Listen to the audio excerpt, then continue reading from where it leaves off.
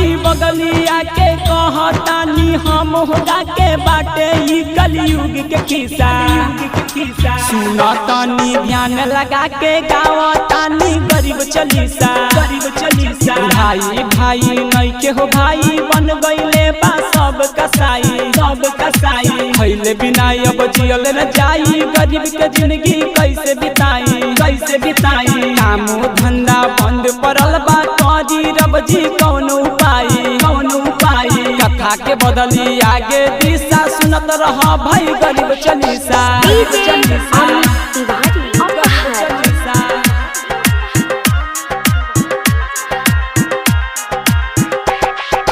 गरीब किसानी के बानी हो बाचा सुनला हो तनी पलटू चाचा हमनी के जिंदगी कैसे के कटी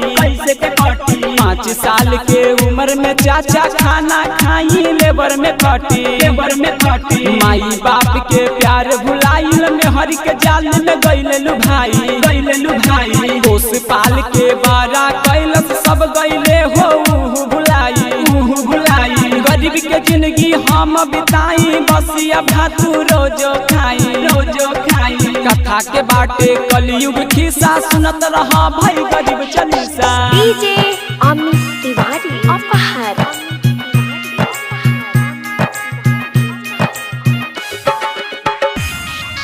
असली कहानी बचल बा भाई सुना हम सुनावतानी गाई के हो अपना जुबानी एक दिन हम गईनी भुखाई खाना मांगे गईनी हा भाई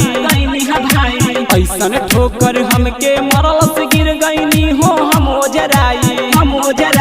कथा हो गा के भीम सुनौले सुनो सितारा के आँख भर गईले विकास अर्जुन लिख समझाई जे सुने ओ करे आँख भर जाई कथा रहे कलयुग के खिस्सा खत्म भइल गरीब चालीसा। हर हर महादेव।